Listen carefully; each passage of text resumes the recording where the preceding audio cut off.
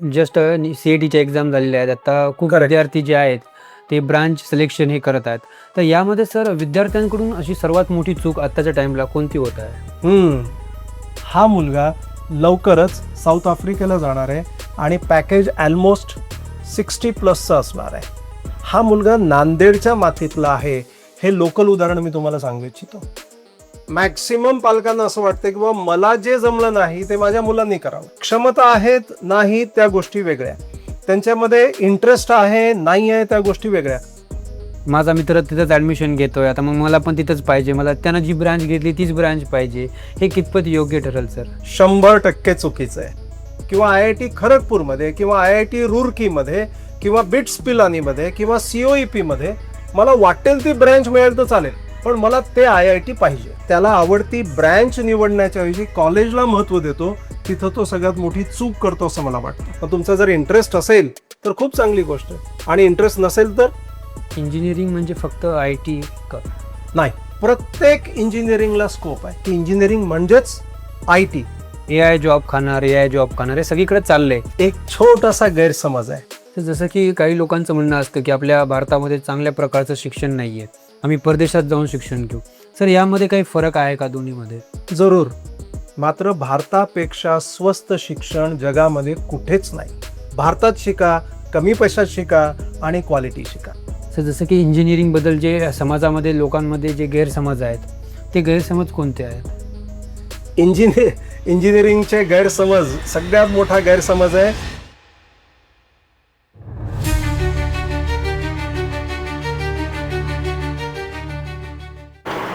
नमस्कार, तुम्ही पाहतात युवा राज्य न्यूज. आज आपल्यासोबत मनोज पुरोहित सर आहेत. आपण आज त्यांच्यासोबत सायकोलॉजिकल टेस्ट बद्दल सर्व काही गोष्टी जाणून घेणार आहोत.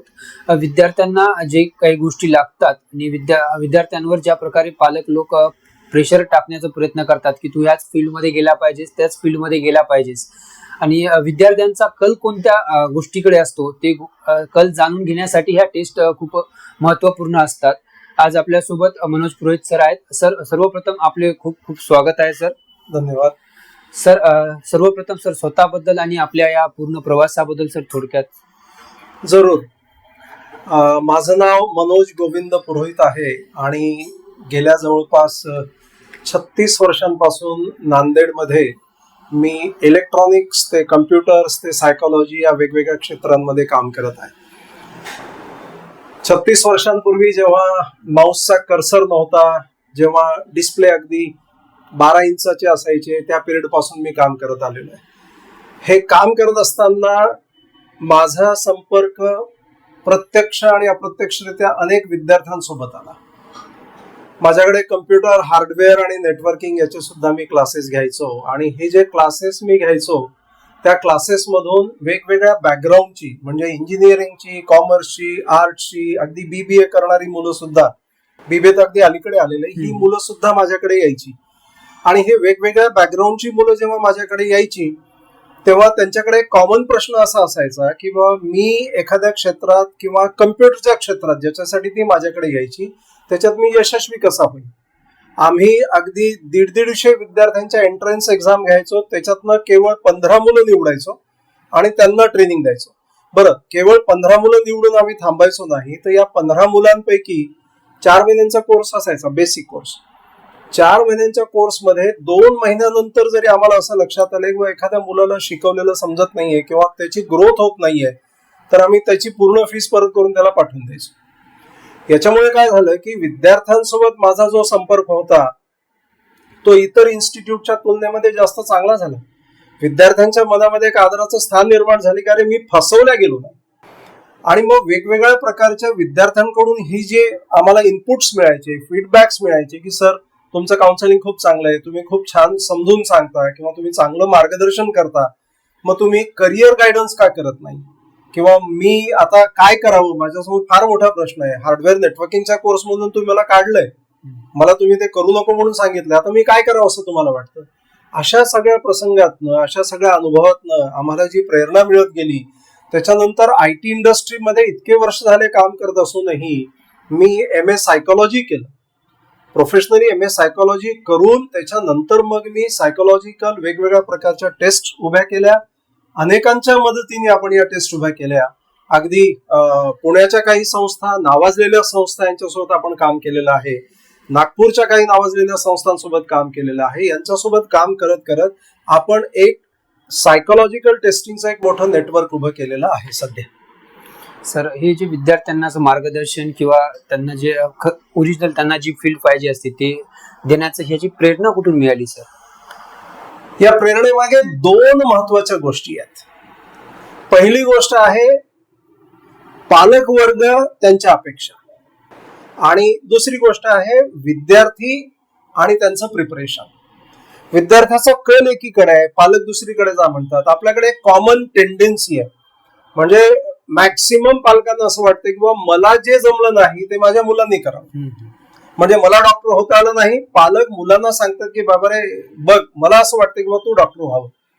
विशेष करून मुलींना ते फार सांगितलं जातं की माझ्या आईचं स्वप्न होतं. आम्ही जेव्हा विद्यार्थ्यांशी बोलत असतो तेव्हा विद्यार्थी सांगतात आमच्याकडे एखादा विद्यार्थी आला 10वीच्या नंतर arts, commerce, science, medical, engineering कुठल्या क्षेत्रात जायचंय याच्या टेस्टसाठी, ज्याला आम्ही ऍप्टिट्यूड टेस्ट असं म्हणतो, आमचा त्याला पहिला प्रश्न असतो की बाबा रे तुला काय करायचंय किंवा बेटा तुला काय करायचंय. तेव्हा ती मुलगी किंवा तो मुलगा म्हणतो की मला नीट करायचंय, मला डॉक्टर व्हायचंय.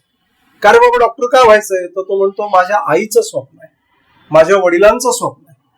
कारण माझी आई मला नेहमी लहानपणापासून सांगायची की मी डॉक्टर होता होता राहिले त्याच्यामुळे तू डॉक्टर व्हावंस असं मला वाटतं, मी डॉक्टर होता होता राहिलो म्हणून तू डॉक्टर व्हावंस असं मला वाटतं.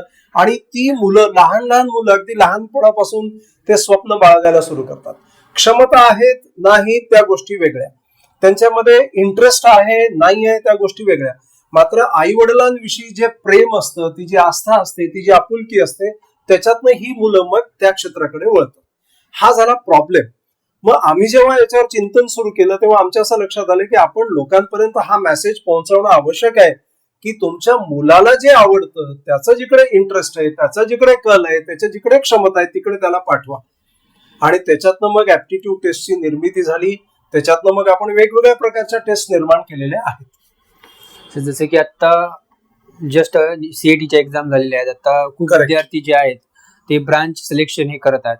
तर यामध्ये सर विद्यार्थ्यांकडून अशी सर्वात मोठी चूक आताच्या टाइमला कोणती होत आहे? सध्या सगळीकडे तुम्ही जर बघितलं तर जेईचे निकाल हाती आलेले आहेत, सीईटीचे निकाल हाती आलेले आहेत, ऍडमिशनची गडबड लगबग सुरू झालेली आहे, फॉर्म भरण्याची लगबग सुरू झालेली आहे. अशा परिस्थितीमध्ये मला असं वाटतं की तुम्ही हा जो प्रश्न उपस्थित केला तो अत्यंत संयुक्तिक आहे. एखाद्या विद्यार्थ्यांनी इंजिनिअरिंग मध्ये प्रवेशाच्या वेळी कुठल्या गोष्टीला महत्व द्यावं असं तुम्हाला म्हणायचं आहे. मॅक्सिमम केसेसमध्ये काय होतं की एखादा मुलगा किंवा एखादी मुलगी जी इंजिनिअरिंग ऍस्पायरंट आहे, इंजिनिअरिंगचा विचार करताय, ते लोक काय करतात, ते कॉलेजला महत्व देतात. मला IIT खरगपूरला जायचंय, मला IIT लेट्स से पवईला जायचंय. आता गंमत अशी आहे की IIT पवईमध्ये किंवा IIT पवईमध्ये मुंबईच्या किंवा IIT खरगपूरमध्ये किंवा IIT रुरकीमध्ये किंवा बिट्स पिलानीमध्ये किंवा COEP मध्ये मला वाटेल ती ब्रँच मिळेल तर चालेल, पण मला ते IIT पाहिजे. याच्यामध्ये प्रॉब्लेम असा होतो की तुम्ही जेव्हा IIT ला प्रेफरन्स देता, ऑफकोर्स IIT आपल्या या देशातली सर्वमान्य जगन्मान्य संस्था आहे, तिथून जेव्हा विद्यार्थी बाहेर पडतो शिकून तेव्हा त्याला मिळणारं जे महत्व आहे ते आपल्या समाजामध्ये, इंडस्ट्रीमध्ये खूप मोठं आहे. पण होतं काय की जेव्हा एखादा विद्यार्थी इंडस्ट्री मध्ये त्याला आवडती ब्रँच निवडण्याच्या ऐवजी कॉलेजला महत्व देतो, तिथं तो सगळ्यात मोठी चूक करतो असं मला वाटतं. त्याचं कारण असं आहे की एखादा विद्यार्थी जेव्हा ब्रांचला महत्व देत असतो तेव्हा तो एका अशा ब्रांच मध्ये जाऊ इच्छितो, एखाद्या वेळेस ती त्याच्या आवडीची नसते सुद्धा. इंजिनिअरिंग करणं म्हणजे 4 वर्षाचा कोर्स नाही आहे. इंजिनिअरिंग करणं याचा अर्थ आहे आयुष्यभर त्या विषयामध्ये तुम्हाला करिअर कायमस्वरूपी करायचं आहे. म्हणजे आज तुम्ही इंजिनिअरिंग करताय कम्प्युटर सायन्स मध्ये, तर तुम्हाला आयुष्यभर कम्प्युटर सायन्स मध्ये काम करायचंय. मग तुमचा जर इंटरेस्ट असेल तर खूप चांगली गोष्ट आहे, आणि इंटरेस्ट नसेल तर मग तिथे विद्यार्थ्यांची फसगत होते. AI डाटा सायन्स आणि मेकॅनिकल सिव्हिल इंजिनियर ही यापैकी कोणती शाखा जे विद्यार्थ्यांसाठी आपण महत्वपूर्ण मानू शकतो सर आताच्या टाइमला? अगदी बरोबर आहे. Computer science engineering, artificial intelligence, data science, machine learning, अगदी civil, electrical, electronics, mechanical, automation, robotics, वेगवेगळ्या ब्रांचेस आहेत. मग तुम्ही कुठे जावा? खूप महत्वाचा प्रश्न आहे. मला असं वाटतं की अगदी अलीकडे आम्ही तसं तर हे 10 वर्ष झाले आम्ही एक टेस्ट घेतोय. त्या टेस्टचं नाव आहे इंजिनिअरिंग ब्रांच सिलेक्शन टेस्ट. गेल्या 10 वर्षांपासून आपण ही टेस्ट घेतोय. यावर्षी आम्ही या टेस्टचं ऑनलाईन व्हर्जन रिलीज केलेलं आहे आणि तमाम सीईटी आणि जेई दिलेल्या विद्यार्थ्यांसाठी आम्ही ही जी टेस्ट आहे ही टेस्ट मोफत करून टाकलेली आहे. त्याचा बेसिक रिपोर्ट सुद्धा मोफत आहे आणि ऍडव्हान्स रिपोर्ट सुद्धा मोफत आहे. म्हणजे बऱ्याच ऑनलाईन अशा संस्था आहेत जे टेस्टिंग तर फ्री करतात, मात्र ते म्हणतात तुम्हाला जर रिपोर्ट हवी असेल तर 500 रुपये द्या, रिपोर्ट हवी असेल तर 1000 रुपये द्या. आपण तसा काही प्रकार केलेला नाही. इंजिनिअरिंग ब्रांच सिलेक्शन टेस्ट या टेस्टच्या माध्यमातून एखाद्या विद्यार्थ्यांसाठी त्याच्या आवडीनिवडी, त्याला काय आवडतं, त्याचा कुठे इंटरेस्ट आहे, या आधारावर त्याच्यासाठी नेमकी कुठली ब्रांच योग्य आहे हे आपण सांगतो आणि टॉप 7 ब्रांचेस देतो. टोटल 31 प्रकारच्या इंजिनिअरिंग आपल्याकडे खूप पॉप्युलर आहेत.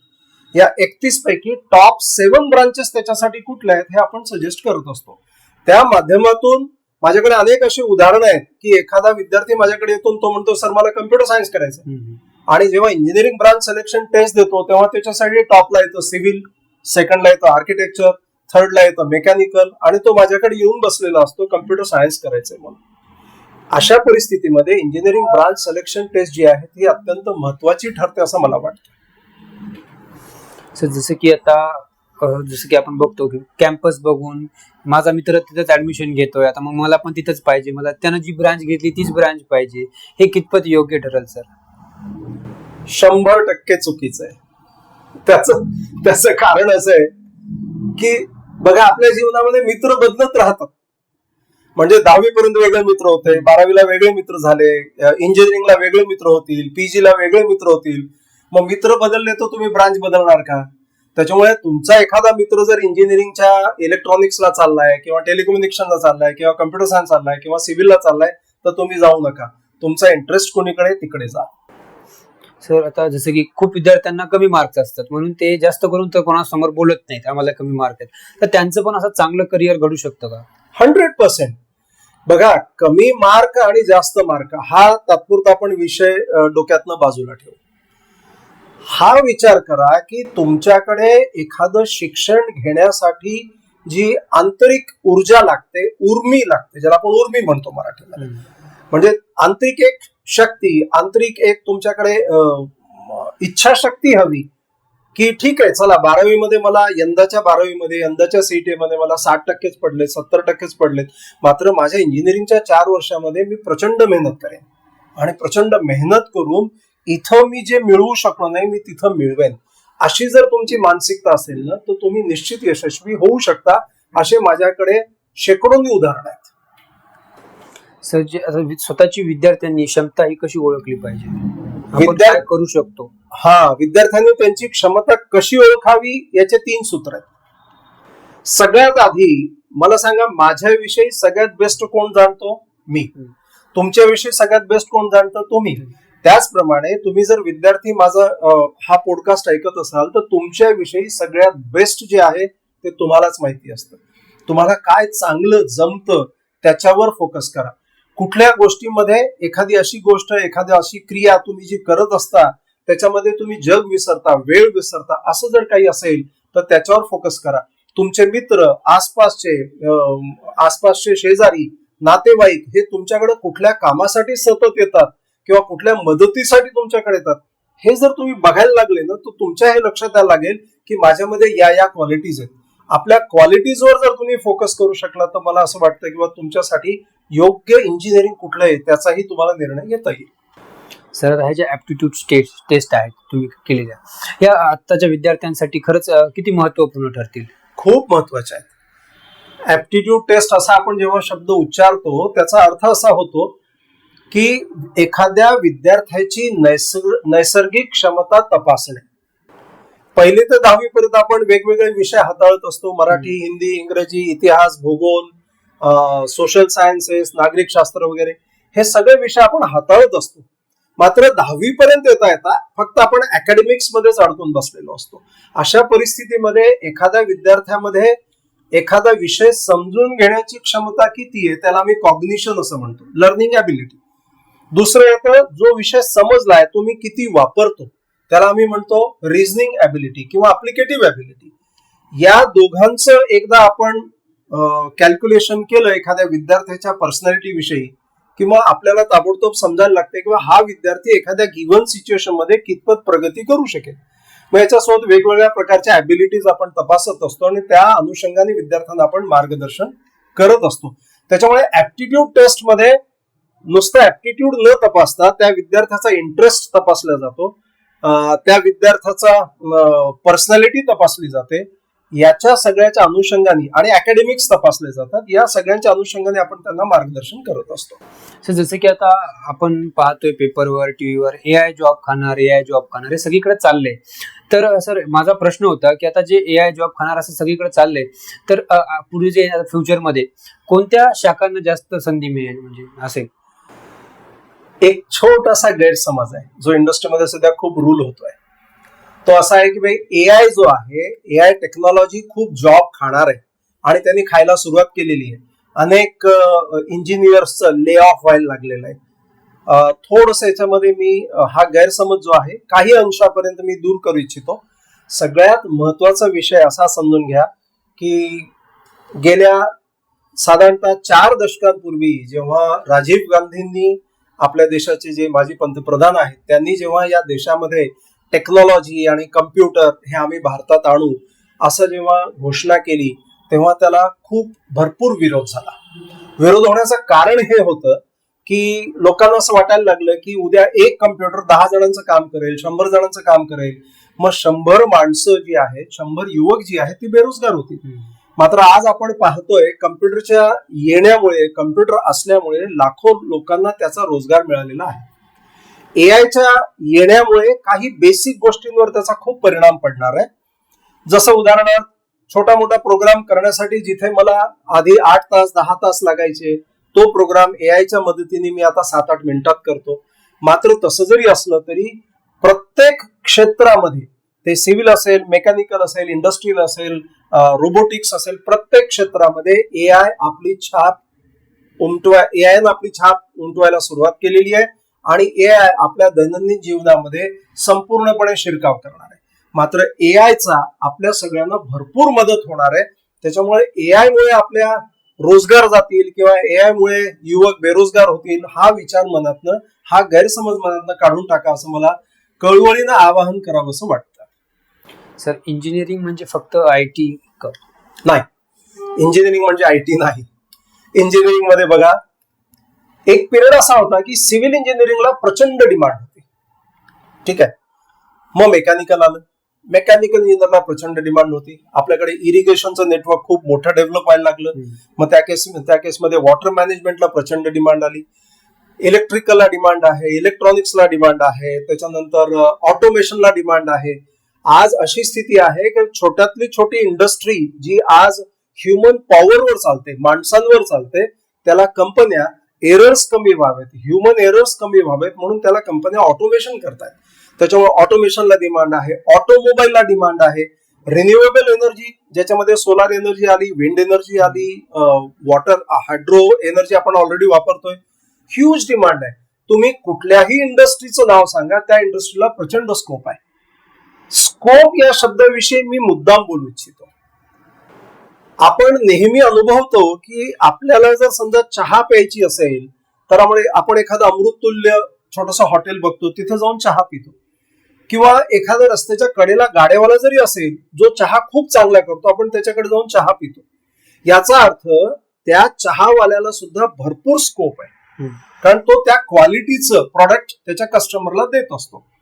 त्याच्यामुळे स्कोप हा शब्द जेव्हा मी बोलत असतो ना तेव्हा माझ्या मनामध्ये बॅकएंडला हा विचार सुरू होतो की कुठलंही इंजिनिअरिंग घ्या तुम्ही, इंजिनिअरिंग म्हणजे आयटी विसरून जा, कुठलंही इंजिनिअरिंग घ्या, प्रत्येक इंजिनिअरिंगला स्कोप आहे. मात्र स्कोप कुणाला आहे? त्या विद्यार्थ्याला स्कोप आहे, त्या युवकाला स्कोप आहे ज्यांनी स्वतःमध्ये त्या ॲबिलिटीज ग्रूम केलेल्या आहेत. मी जर तुमच्याकडे एखादा जॉब मागायला आलो की सर मला एक जॉब द्या तुम्ही, तर तुम्ही माझ्यामध्ये काय पाहता? त्या क्वालिटीज माझ्यामध्ये आहेत की नाही ज्या त्या जॉबसाठी मला क्वालिफाय करतात. त्याचप्रमाणे तुम्ही कुठलंही इंजिनिअरिंग करा, त्या इंजिनियरला लागणाऱ्या इंडस्ट्रीयल क्वालिटीज जर तुमच्यामध्ये असतील तर 101% तुम्हाला जॉब मिळण्याशिवाय राहत नाही. त्याच्यामुळे मनातनं हा विचार काढून टाका की इंजिनिअरिंग म्हणजेच IT. तसा काही प्रकार नाही. वेगवेगळ्या प्रकारच्या 31 प्रकारच्या इंजिनिअरिंग ब्रांचेस अवेलेबल आहेत आणि सगळ्यांना सध्या ह्यूज डिमांड आहे.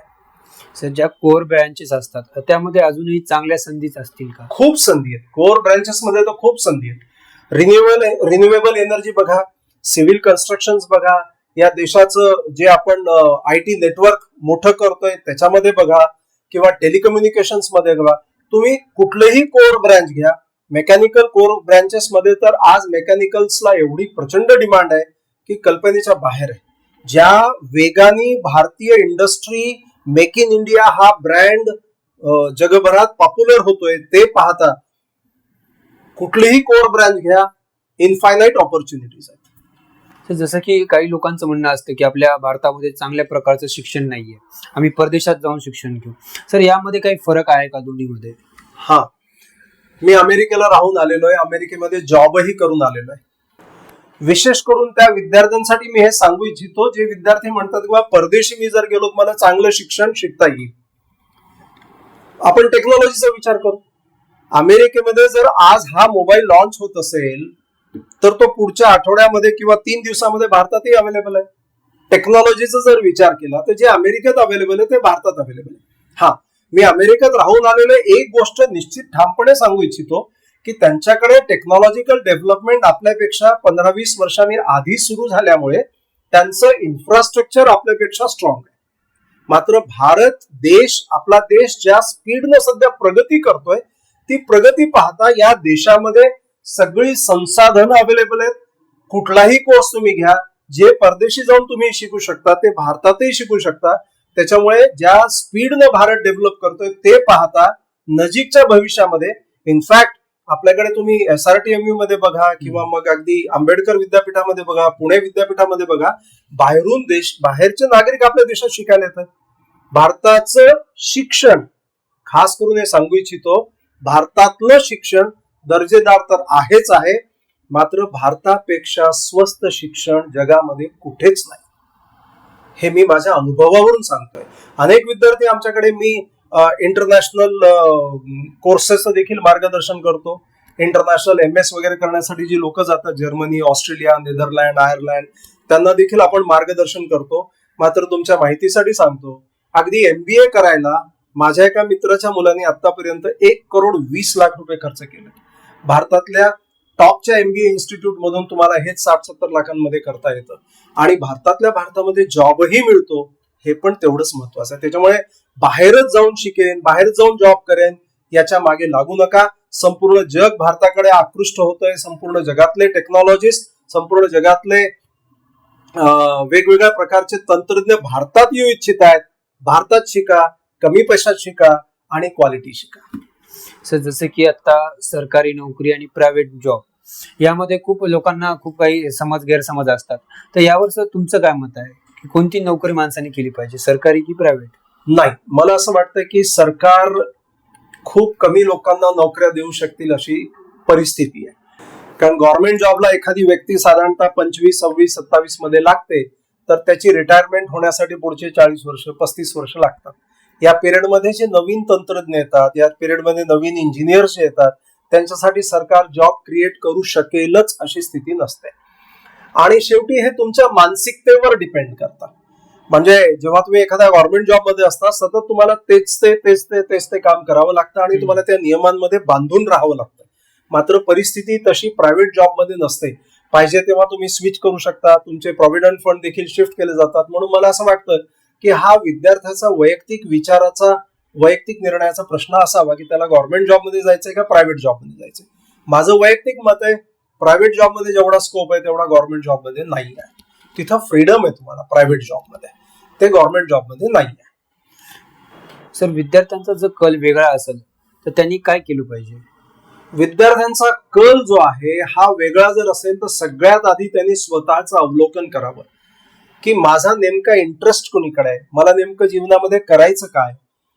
तुमचा कल एकीकडे असतो आणि तुम्ही जाता दुसरीकडे. तुमचा खरा इंटरेस्ट आहे लेट्स से सिव्हिल इंजिनिअरिंग मध्ये आणि तुम्ही चाललात मेकॅनिकल मध्ये.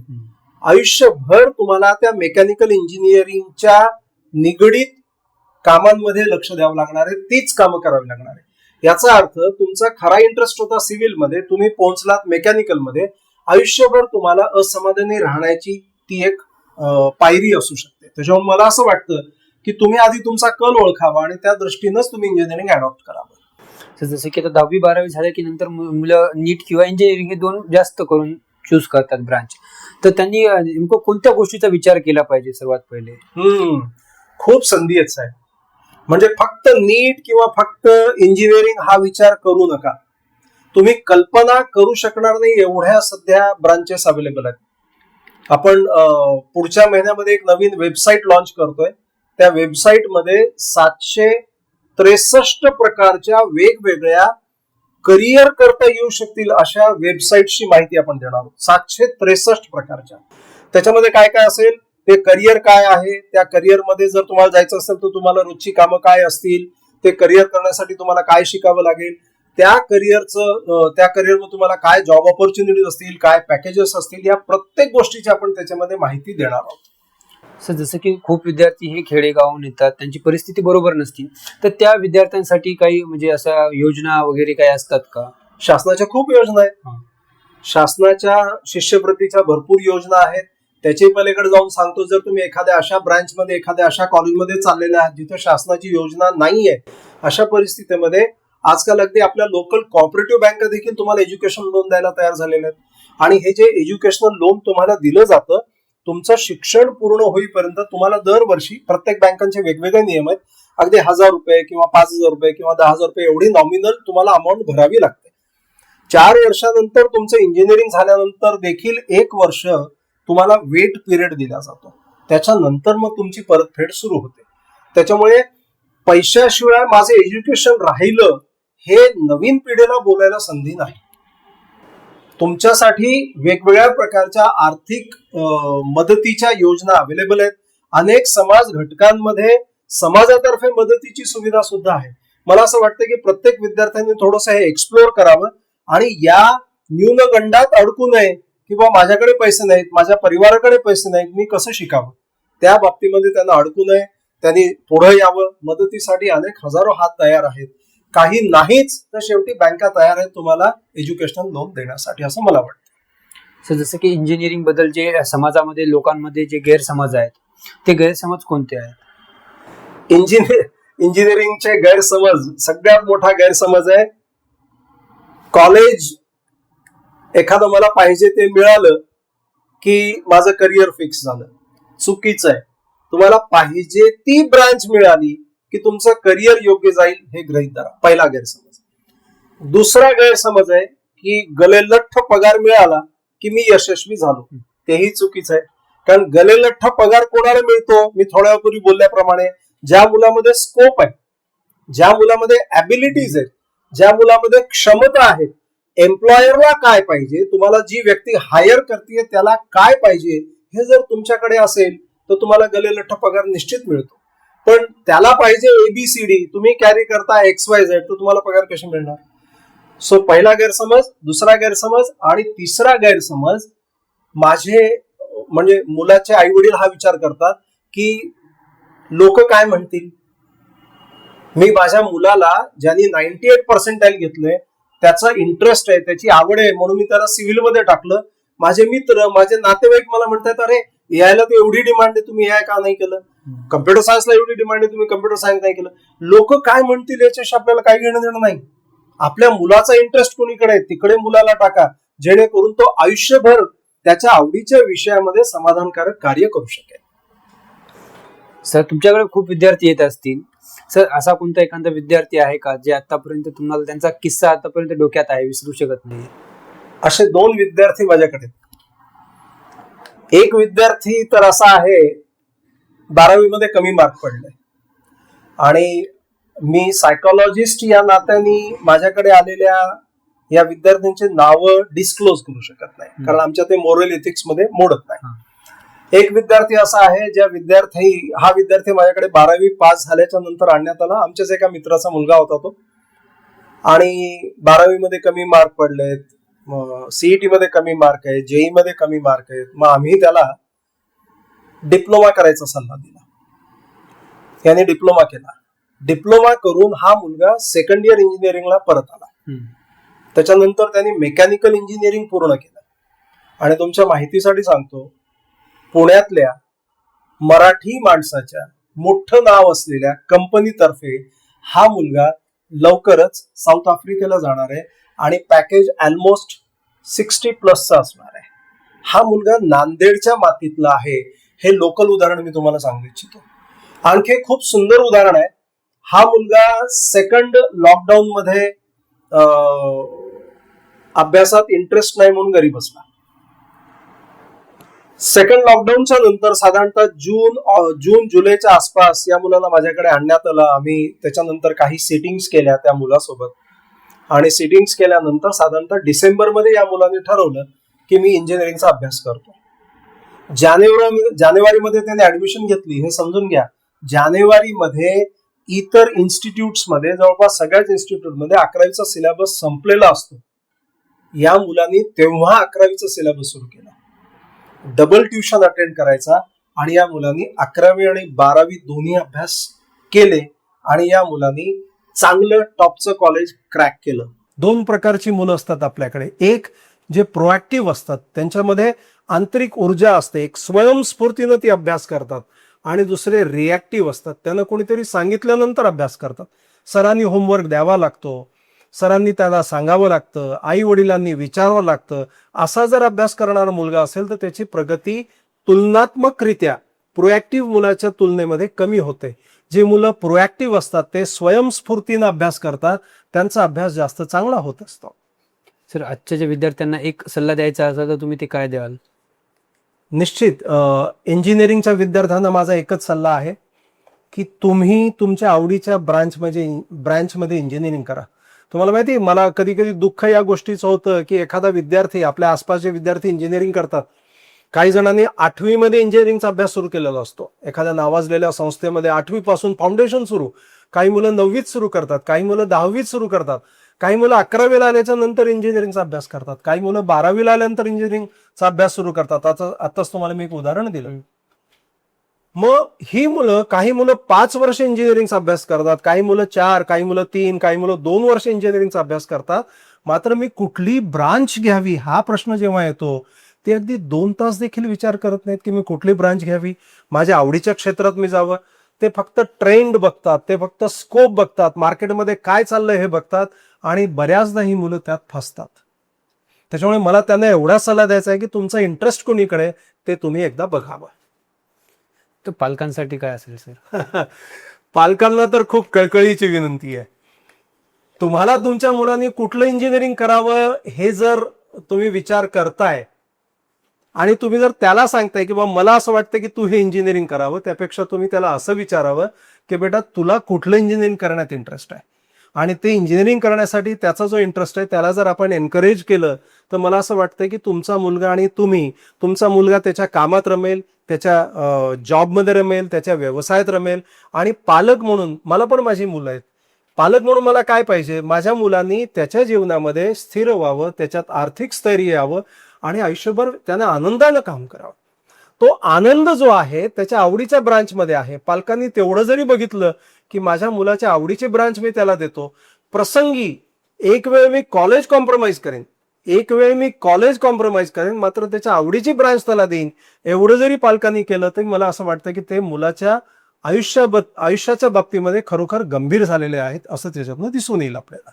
सर, शेवटी जाता जाता फक्त एवढंच विचारेल, आता जस्ट एक्झाम झालेले आहेत, रिझल्ट आलेले आहेत, आता विद्यार्थी त्याच गडबडीमध्ये आहेत की ॲडमिशन कुठं घ्यावं, ब्रांच सिलेक्शन, ह्याचं ऐक त्याचं ऐक. तर त्यांना म्हणजे एक्झाम जर द्यायची असेल तर कसं काय कॉन्टॅक्ट करता येईल सर तुमच्याशी? आपली जी वेबसाईट आहे त्या वेबसाईटचं नाव खाली आपण या पॉडकास्टमध्ये टाईप करू. USATest.in नावाने आपली एक वेबसाईट आहे. USATest.in जर तुम्ही तुमच्या मोबाईलमध्ये, कम्प्युटरमध्ये, ब्राउझरमध्ये जर तुम्ही टाईप केलं तर खाली तुम्हाला वेगवेगळ्या प्रकारच्या टेस्टची लिंक दिसेल. त्याच्यापैकी एक लिंक जी आहे ती इंजिनिअरिंग ब्रांच सिलेक्शन टेस्टची लिंक आहे. टेस्ट 100% फ्री आहे. कसल्याही प्रकारचा तुम्हाला चार्ज लावण्यात येत नाही. टेस्ट आधी तुम्ही रजिस्ट्रेशन करणं आवश्यक आहे. रजिस्ट्रेशन केल्याच्या नंतर तुमचं रजिस्ट्रेशन आम्ही अप्रूव्ह करतो. अप्रूव्ह करण्याआधी त्या रजिस्ट्रेशनसाठी तुमचा सीईटीचा किंवा जेईचा मार्क मेमो आम्हाला लागतो. तो आम्हाला मिळाला की आम्ही तुमचं रजिस्ट्रेशन अप्रूव्ह करतो. अप्रूव्ह झाल्याच्या नंतर तुम्हाला ती टेस्ट त्याचा युजर नेम पासवर्ड पाठवण्यात येतो. तुम्ही ती टेस्ट दिली की तुम्हाला लगेच तुमचा रिझल्ट दिसतो. तुम्हाला जर असं वाटलं की ॲडव्हान्स ॲनालिटिक्स तुम्हाला हवं आहे, म्हणजे या टेस्टच्या बॅकएंडला आम्ही AI तंत्रज्ञान वापरलेलं आहे. तुम्हाला जर असं वाटलं की आम्हाला AI माझ्याविषयी काय म्हणतं किंवा ॲडव्हान्स रिपोर्ट मला हवी आहे, तर मग तुम्ही ॲडव्हान्स रिपोर्टसाठी आम्हाला सजेस्ट करू शकता. आम्ही तुम्हाला ॲडव्हान्स रिपोर्ट देखील मोफत पाठवू. त्याच्यामुळे USATest.in या साईटला तुम्ही जरूर व्हिजिट करावी आणि ही टेस्ट द्यावी. 11वी मधले विद्यार्थी सुद्धा ही टेस्ट देऊ शकतात. पुढच्या वर्षीपर्यंत वाट बघायची त्यांनाही आवश्यकता नाही. ते 11वीच्या विद्यार्थ्यांनी जर ही टेस्ट द्यायचं ठरवलं तर तेही टेस्ट देऊ शकतात. 11वीच्या विद्यार्थ्यांना मात्र त्यांच्या इन्स्टिट्यूटचा आयडेंटिटी कार्ड आम्हाला पाठवावा लागेल. अशा प्रकारे मी आपल्या या पॉडकास्टच्या माध्यमातून तमाम विद्यार्थ्यांना मी आवाहन करू इच्छितो की त्यांनी ही टेस्ट द्यावी. त्यांचा इंटरेस्ट ठीक आहे ना, गृहीत धरू तुम्हाला AI मध्ये इंजिनिअरिंग करायचं आहे. विशेष करून AI विषयी मी बोलू इच्छितो. आर्टिफिशियल इंटेलिजन्स असेल किंवा डेटा सायन्स असेल किंवा मशीन लर्निंग असेल किंवा IoT असेल, IoT मध्ये थोडंसं इलेक्ट्रॉनिक्स टेलिकम्युनिकेशन सुद्धा येतं, किंवा मग डेटा ॲनालिटिक्स असेल, या ज्या ब्रांचेस आहेत, सायबर सिक्युरिटी असेल किंवा अगदी ब्लॉकचेन असेल, या ज्या ब्रांचेस आहेत ना, या सगळ्या ब्रांचेस कम्प्युटर सायन्सच्याच ब्रांचेस आहेत. म्हणजे आपण छत्री ज्याप्रमाणे हातात धरली की छत्री समजा कम्प्युटर सायन्स आहे आणि छत्रीचा प्रत्येक स्पोक जो आहे हा स्पेशलायझेशन आहे. मग काही विद्यार्थी AI ला जाऊ इच्छितात. ज्यांना AI ला जायचं ना, त्यांनी कम्प्युटर सायन्स जर भेटलं तर ते कम्प्युटर सायन्स घेऊ शकतात आणि भविष्यामध्ये AI मध्ये स्पेशलायझेशन करू शकतील, असं मला वाटतं. त्याच्यामुळे विद्यार्थ्यांनी टेस्ट देत असताना त्यांना AI ला जायचं आणि ती जी टेस्ट आहे ती जर म्हणत असेल की नाही तुमच्यासाठी तर कम्प्युटर सायन्स योग्य आहे, तर तुम्ही त्याचा निश्चित जरूर विचार करावा. जसे की आता सरांनी सांगितल्याप्रमाणे विद्यार्थ्यांनी ही टेस्ट दिली पाहिजे, कारण आपल्यामध्ये कोणत्या गोष्टीला जास्त इंटरेस्ट आहे ते आपल्याला समजण्यात मदत होते. आणि सरांनी सांगितल्याप्रमाणे याचं त्याचं ऐकण्यापेक्षा आपण आपल्या स्वतःचं ऐकलेलं कधी पण चांगलं असतं आणि आपल्याला जे आवडतं त्याच्याकडे आपण जास्त लक्ष दिलं पाहिजे. जसं की आता थोड्या वेळापूर्वी सरांनी सांगितलं होतं की आपण जी आता ब्रांच निवडतोय ती आपण आता 5-6 वर्षापुरती नाही तर आपल्या लाईफ टाईमसाठी ती निवडत आहे आणि आपल्याला लाईफ टाईम त्याच्यामध्ये काम करायचं आहे. आपल्याला तर ती आवडत नसेल तर त्यात काम करण्यात आपल्याला मजा येत नाही आणि आपल्याला खूप टाईम घालायचा लागतो त्यामध्ये. तर सरांची जर कोणाला जर टेस्ट द्यायची असेल तर सरांचा खाली कॉन्टॅक्ट नंबर आणि वेबसाईटची लिंक आम्ही दिलेली आहे.